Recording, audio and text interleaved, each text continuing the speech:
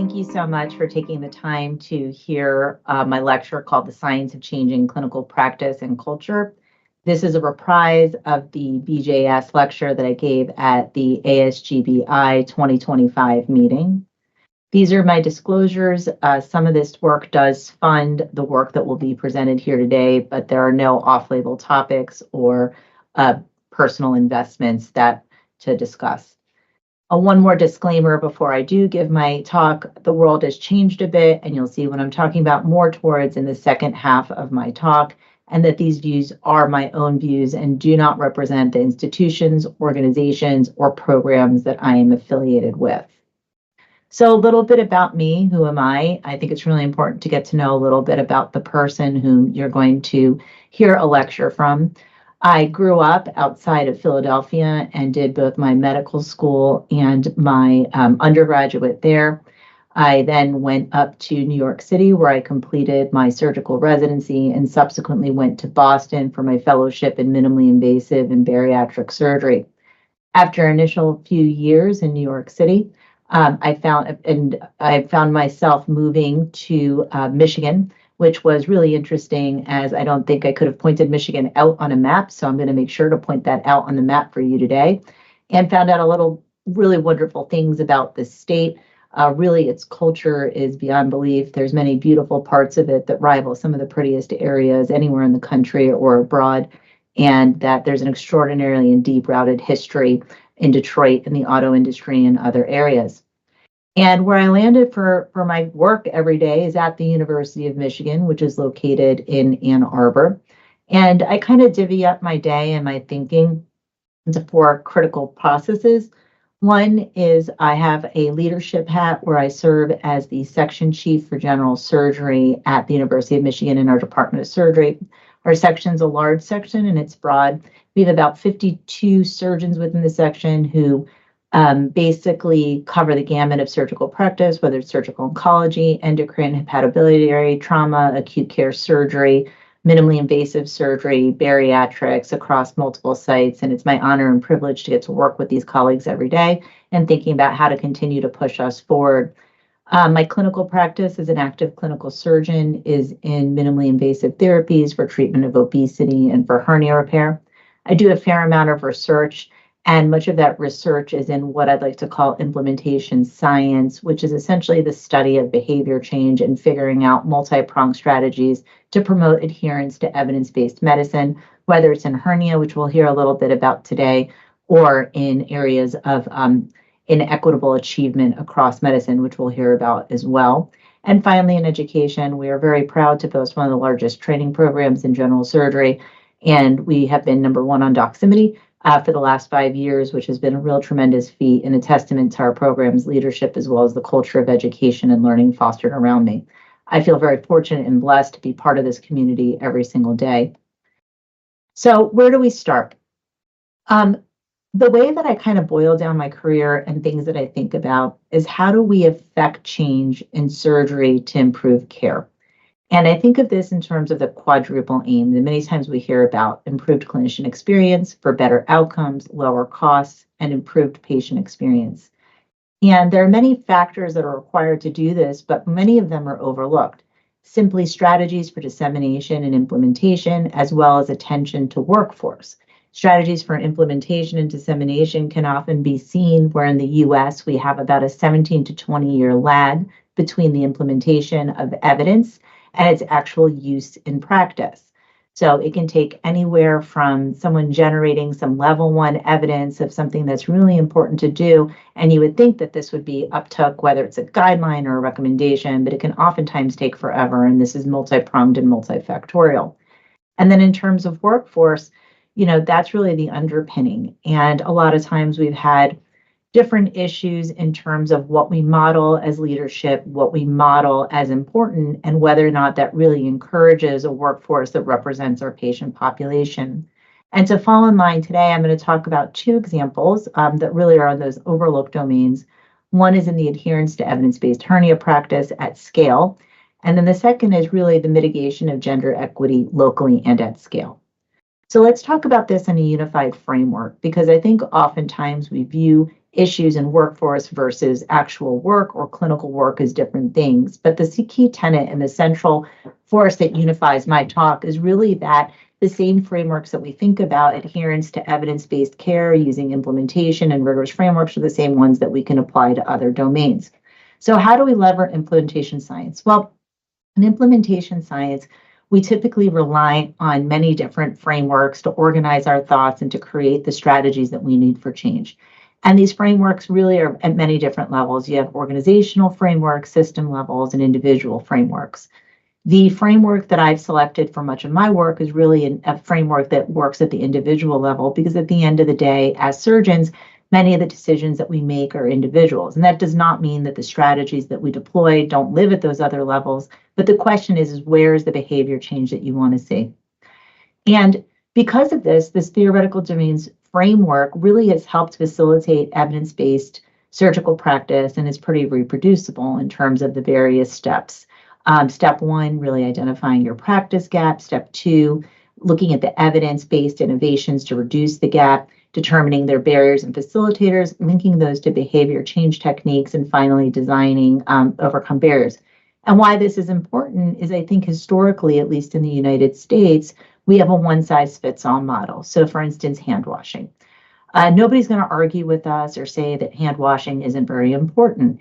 And oftentimes this is monitored, it's monitored in hospitals, and there's a lot of disincentives around not washing hands.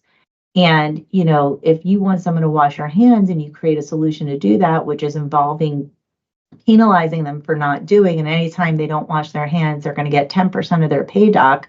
Well, that's great. But what if the problem is that they didn't have a sink?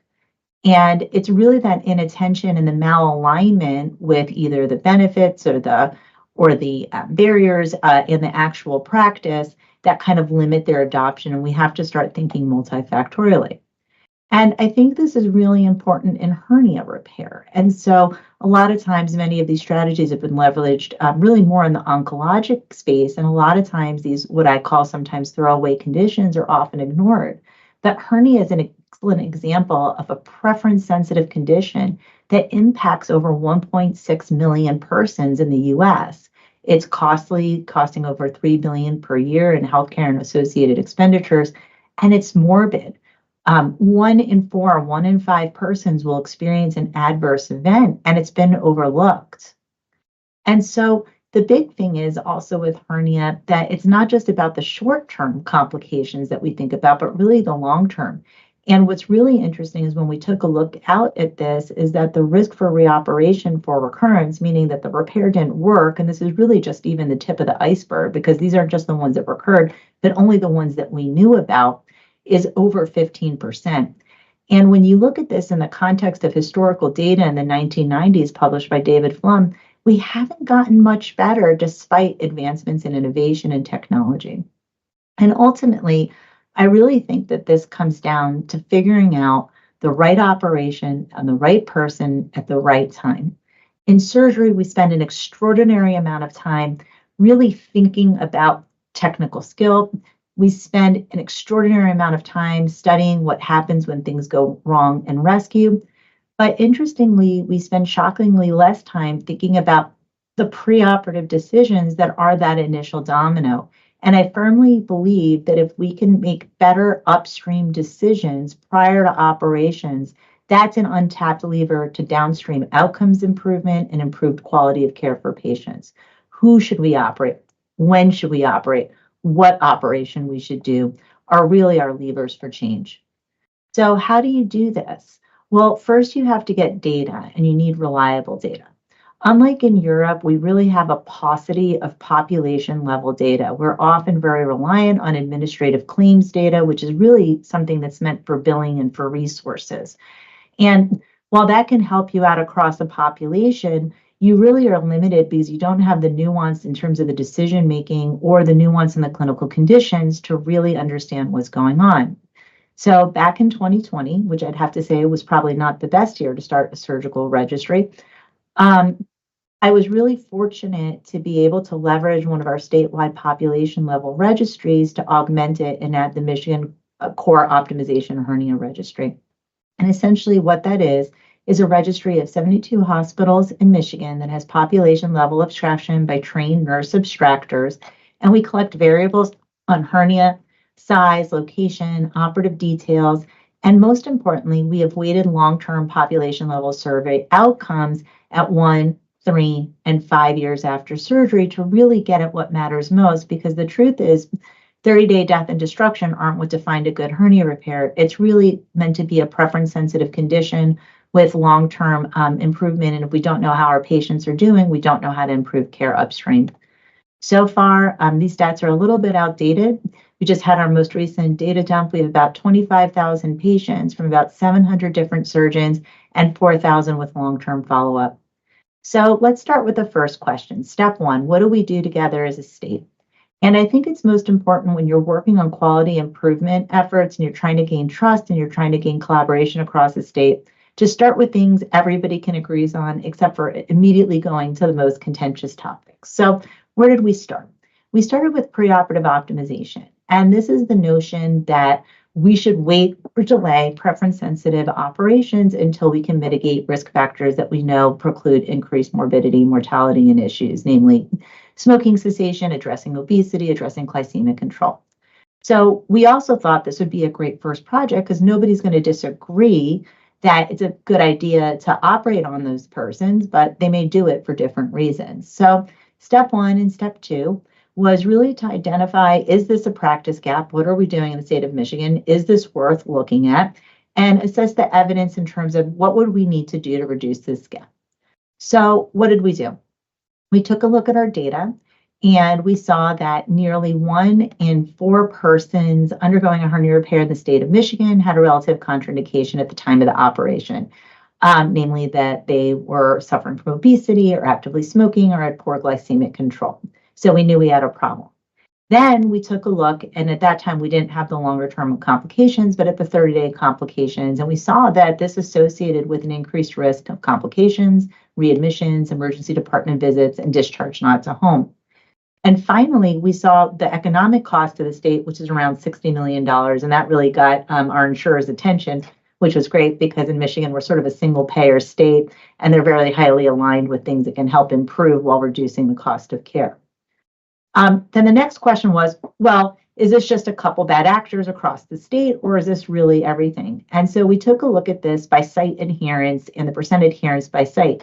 And you can see in this histogram that there was a high level of variation across hospitals, but there wasn't a single hospital that was doing perfectly, and there were some hospitals doing better than others. And so whenever we see heterogeneity like this, we know that this is a good topic to study because it's not just a couple bad actors, but really prevalent across the state.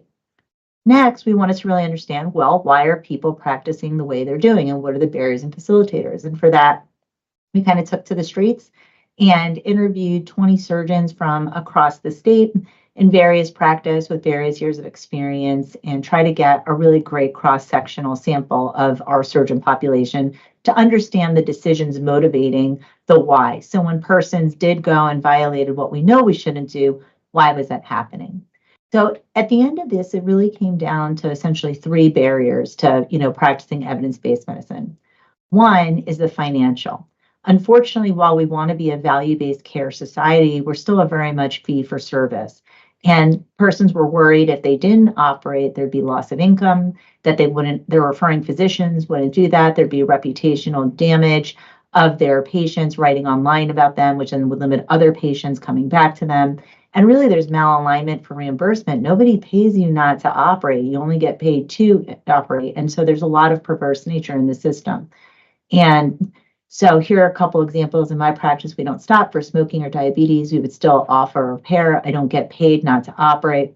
And I'd love to say we're sticklers, but we're not. In this age of patient satisfaction, you send all these patients, but they come back, and when you quit smoking, they'll go find somebody else, and then you have a bad review, so you have to balance that.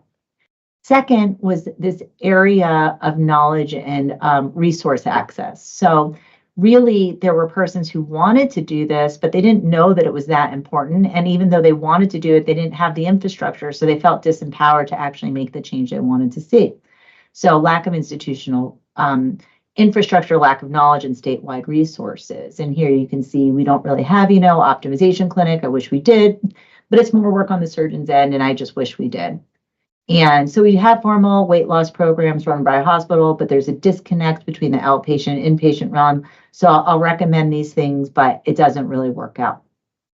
And finally, it was around practice patterns and organizational barriers. So there was a lot of conflict between what the clinician thought the right thing to do is and the organization thought the right thing to do is. And you really felt that kind of on patients on the margin, where people felt somewhat forced or pressured into operating to meet various organizational expectations around RVU goals and payment goals. Local practice patterns and clinician autonomy were also big drivers. There's a fair amount of practice conformity with opinion leaders running the show. So even if people kind of disagreed, whomever was the opinion leader of the group kind of won and dictated the practice. And finally, some surgeons just said, I do what I want and I don't read guidelines, I just make it up. And they just felt that they were allowed to practice however they said fit because guidelines didn't apply to them. So what do you do? Well, the nice thing, as I mentioned about the theoretical domains framework, is that it maps really nicely to this behavior to change wheel. So you can take the different domains and you can look at these intervention functions and you can choose sort of interventions that are going to address these different barriers. So we then went and we held almost like a statewide a source where we met with surgeons and clinicians and anybody who took care of hernia patients across the state. So we could talk about these financial barriers, but also do it in a way to understand it pragmatically. There's the ideal that you want to do and the reality of what you can do, and how do we pair those things to make sure that we're setting attainable goals. So the first barrier, which was financial, one of the strategies we proposed for mitigating this was a pay-for-performance strategy. Now, in the US, a pay-for-performance strategy is really meant to be a value-based care payment alignment that goes to the organization based on reaching certain quality metrics. So for those of you savvy in the room, you're thinking, well, this is based on an individual decision, and the financial risk is to the individual, but then this is a strategy that pays the organization. So how is that going to work? And you're 100% right. And however, in our current system, there's no real way to reward or to identify non-operative decision-making. And in discussions with our insurance carriers, because this was already being deployed across the state, we felt that this was sort of the most pragmatic, better than nothing solution. Second was around knowledge and resource. And here we developed a clinician-led behavior change strategy. And I'm going to spend some time showing you what that is. But essentially, we used opinion leaders to create this sense of urgency. We provided info on local and statewide resources and addressed patient-facing barriers and address physicians' inability sometimes to know what to say to patients, how to address risk with patients, and what that looks like. And finally, for practice patterns and organizational barriers, we chose on-site facilitation. And essentially what facilitation does is align clinicians and organizational leaders. It enhances strategic thinking and leadership skills and cultivates provider champions. And the hope is that you go on-site or even external facilitation through Zoom, which can work also, and kind of reset the culture there and leave local champions who are going to continue to work once you're gone. So how do you know if any of these things work? Now, it's really interesting because in testing implementation interventions, it's a little bit different than thinking about effectiveness trials. Oftentimes when we think about is something effective, there's an endpoint, reduction in 30-day mortality, reduction in surgical site infection. But with implementation interventions, really what it's working on is the real world process. And depending on your question, you may want to evaluate different strategies, compare the different strategies, optimize strategies.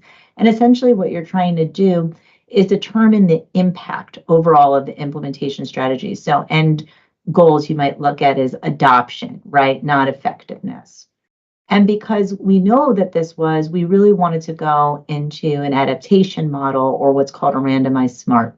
So SMART is a sequential multiple assessment randomization trial. And essentially what it is a multi-stage randomized trial that's really designed to inform adaptive sequence of treatments. So we can all recognize that different treatments have different burdens of implementation as well as different costs of implementation. For us, for instance, deploying a pay-for-performance metric was essentially free with low burden, but a facilitation is expensive. And we also know that not all sites and not all people need all things. So when you do these types of smarts and you're looking at adaptive sequences, what you're essentially looking is to understand who needs what when, and if somebody needs remediation because they're not hitting certain targets, is it that they need an additional intervention or are they just refractory? So basically, we're recognizing heterogeneity and trade-offs, really, in cost and intensiveness and whether or not it works. And what that essentially looks like is you'll start with a randomization intervention in one, you'll run it out for a certain period of time, you'll look for a response versus non-response. In non-responders, you'll either continue them along their additional pathway to try to better understand if they just need more time, or you'll augment them or remediate them with a different strategy to see if they just need a little bit more boost to get going. So this is essentially what that looks like across the state of Michigan right now. I showed you the 3 different implementation interventions, and this is how that, and here's how that played out. We started with about 72 hospitals, and we found whether or not they were above the certain threshold for adherence. We excluded any hospital that was at that threshold or higher. We then randomized the remaining hospitals either to receive that financial incentive alone or to receive that financial incentive in conjunction with the physician training module. We then ran that out for a year for persons in the initial financial arm. Those who responded, we continued them out. Those who didn't respond, we either continued them out on that initial financial incentive or augmented them with our clinician education module. Again, similarly, down here in this arm, for persons that started in the financial and clinician education arm, for those who responded, we continued them. For non-responders, one group continued and another one was augmented or stepped up to receive on-site facilitation. Then at the end of 12 months, you have all these cells that you can compare to understand the features of what worked when and why. So our first financial strategy, which was low intensity and easy to deploy, and I don't think it's really surprising, but that it was ineffective at scale. So when we ended up looking at what happens pre and post implementation of a financial incentive on hospitals who essentially either had it versus didn't have it, what we saw was there was essentially no difference with obesity. Interestingly, there was a difference when we looked at those hospitals who had smoking with a downtrending line. But what you're looking at here is what's called a difference in difference analysis. So it's looking at the difference of what we saw versus secular trends that were going on anyway. And there wasn't much of a difference. So while we did see an improvement, we could not attribute it to our intervention alone. And this was probably also just part of the local and statewide initiatives around smoking cessation in general. So our next intervention, which was developing a platform to address knowledge and resource gap, this was medium intensity and more intensive to deploy. And really, this was based on evidence that teaching skills modularly increases behavior change and incorporates opinion leaders. It was designed to increase the ease in which clinicians learn practice guidelines, and it facilitates learning on how to deliver the guideline.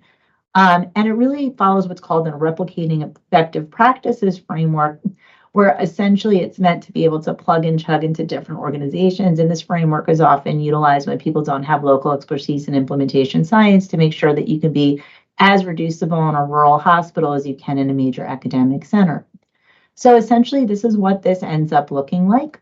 You can go online and you can see it's herniacalc.com and just go ahead and register. And, this was designed both incorporating patient feedback as well as surgeon feedback. And this is what the training looks like.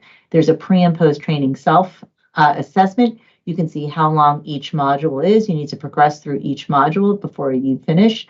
As you go through this, you'll see in our barriers to optimization, we've leveraged the voice of persons all across the state of Michigan. And here's essentially what that looks like. The other thing that you may notice was we used avatars as cartoons, so it didn't feel preachy, like we were talking down or at people. This is me as an avatar. And this was also a nice way to represent our entire patient population instead of just a homogeneous segment with different weights, different races, different genders, across the board. And then as part of this, we also created a risk communication tool. And this, of course, was also designed with everybody in mind, using patients and physicians to really understand what we're putting here is what people understand. And you can go online and play with this as well. And essentially what this does is it uses kind of the modifiable factors that we understand influence care, and it gives somebody their risk today. And then it allows you to go back in and change that. So instead of saying, oh, I don't know, lose 20 pounds, you can have somebody lose 20 pounds and show them what that means. So this is your risk today, and if you lose 100 pounds, this would be your risk tomorrow. I can tell you some of the things that we've learned initially is how do you present numbers to patients and clinicians? Sometimes what seems like a large risk reduction to us, the patients, say, oh, it's only 4%, that's great. So we've been playing around with the labeling and the percentiles here to really kind of drive home. Most interesting, though, is that this is for 30-day complications, but where we've really anchored is in the 1 year. And now you can really start calculating your 1 year self-perceived recurrence, which is, do you think your hernias come back, which is probably the most important thing about the operation. And finally, you can also do your 1 year regret, and eventually pain and abdominal wall function. So we're really excited about this. We're deploying it, and we're in the process of measuring. Early outcomes, it's been favorably received. As I mentioned, we found a couple of opportunities for refinement, mainly in how the numbers are presented.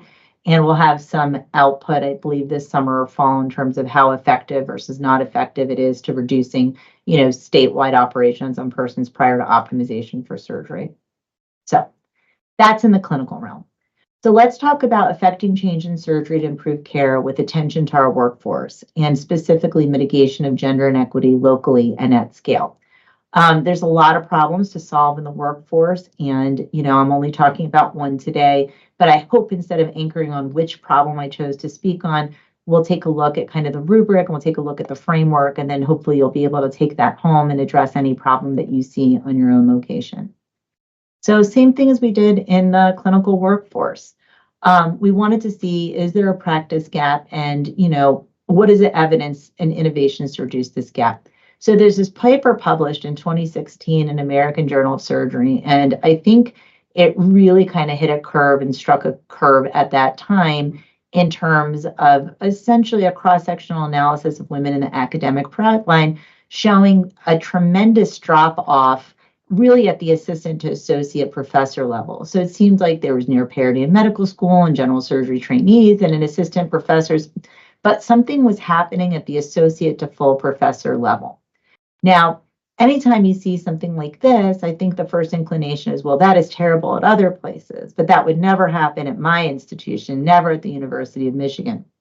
At that time, we had a very progressive and forward-thinking chair, Mike Mulholland, who said, why don't we take a look at it? Because that can't be happening here. So Jen Walge, who was one of my colleagues at the time, ran a survival curve analysis of the Department of Surgery in 2005 to 2015, looking at the probability of remaining at the assistant professor level at the y-axis and year on the x-axis. And what you can see is sort of data that mirrors the national trends, is that, well, we do in fact have an issue, and that for whatever reason or not, that the females at the University of Michigan are hitting the associate professor level at decreased frequencies compared to the male counterparts. And so a lot of times people said, well, it's just because females are later to the workforce, just take your time, and it was gonna, we'll get there. Maybe, but there was another study that really kind of modeled out with the current trends in women progressing from medical school to leadership, and said that, well, for us to get parity and for us to hit at the current rate, the same rate as males in our specialty, it would really take about 100 years to get there. That's not my lifetime. That's not my kid's lifetime. That's probably not even my grandkids' lifetime. And so that's just too long. So we need to do something about that. The other thing is that there wasn't a lot of attention to sort of heterogeneity, meaning that women were all lumped into one bucket, but we do know that there's also differing elements of what it means to be female that might further, disproportionately impact some people than others. And so what we did was we chose to get together to do something about that. I've always been a big believer, all ships rise with the tide, and there's safety in numbers. So in 2016, our chair looked at us delightfully and said, fix this problem.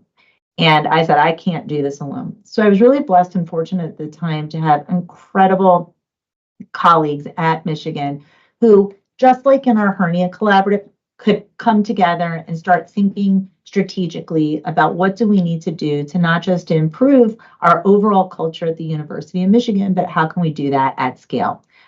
You can see in this picture, many unfortunately have moved on, fortunately for them, in leadership positions, but I do miss them.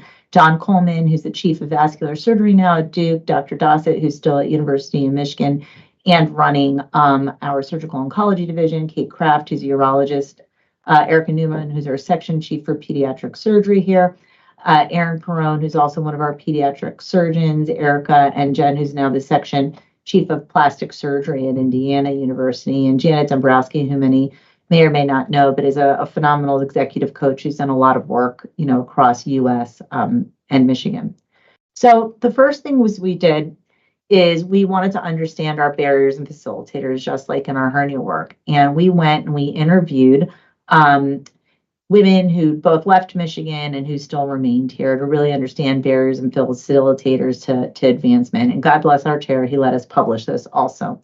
And three key themes came up for us. One was institutional culture and institutional policies. And there seemed to be some have and have nots and instructional versus other tech, a kind of blindness or lack of transparency into decision-making process. Next was relational sort of interactions.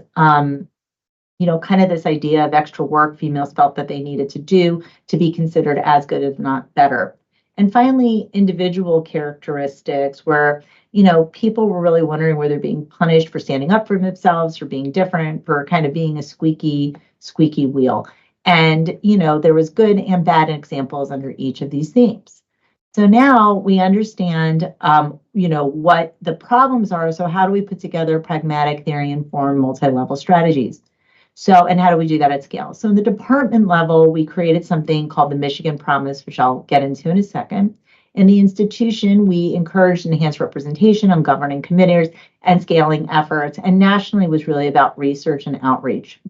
So the Michigan Promise at the University of Michigan is our promise to advance all surgeons in the phenotype of their desire. And we really thought about that in many domains: environment, achievement, leadership, recruitment, innovation, and outreach. So let me pull apart a couple of those. Recruitment. Oftentimes in recruitment, or how things traditionally had gone, particularly in the US, is you had a job, you called your friend, they gave you a recommendation, and you hired the person for the job. When that ends up happening, it's great, and you'll probably get a great person, but you're going to get people who are very similar to you. And it also shows that you have a culture that's not welcoming of differing ideas, differing opinions, differing phenotypes. So we created a recruitment committee, and we essentially now keep our recruitments open until we have a large application pool. And when people come in, they're interviewed by a broad cross-section of our department, not just persons within their specialty in the chair, so that everybody, with a set of standard questions, that everybody can be evaluated fairly. We also have a culture crew, which thinks about how are ways that we can continue to thrive and improve our culture at the University of Michigan to make sure that everybody feels valued. I think the most beneficial thing we've done is achievement, launch, boost, exchange, and this essentially helps people get a foot off the ground. So every new faculty who comes to the University of Michigan is assigned a team, and that team is meant to keep track of their development and their aptitude to make sure they're staying on track and don't fall off. We then develop boost teams for that associate level who either wants a career advancement or needs a career reboot to do the same thing. An exchange program so that we can have our junior faculty going out and being seen, so that when we go up for promotion, they have those visiting professorships that matter so much to most. And then leadership development, we do have our own homegrown leadership development course, which teaches you everything from finance to EQ. And it's really been a wonderful addition to the department. And the important thing is you just don't do things in isolation. You have to measure and disseminate. And so here are just some examples of papers that were written leveraging and measuring the implementation and the outcomes, which have been very favorable and, again, are publicly available for anybody who's looking to emulate or replicate something in their own institution. We also went national. We really wanted to not just help fix things for ourselves, but we wanted to help fix things for others and help create a community that wasn't just within the University of Michigan, but that spanned across the United States. We also published all of our work so that people could have access to it, and created conferences. This was from our first conference, which was in 2019. Interestingly, we kept this going through the pandemic and had really phenomenal attendance in the early days, about people who just were scared and wanted that kind of community. And you can see, I think we were among the first people to do this, and just had a tremendous panels of speakers really thinking about leading and rebounding and coming from the front line, and again, creating and sharing that community. So now I have presented to you all these wonderful things that we've done, but I would be remiss if I didn't mention the elephant in the room, and it's not a shock or a surprise to you that there's been a lot of executive orders recently which limit our ability or limit research or advancement in what was historically known as the DEI space. And while I'll say that this has been an interesting time in a time of change, I do think we can still stay true to our values in this time of change and the things that motivate us. First of all, is to stay calm. When people are around you, particularly when you're in a leadership position, you really want to model calm behavior so that we can get everybody kind of back on the same pace.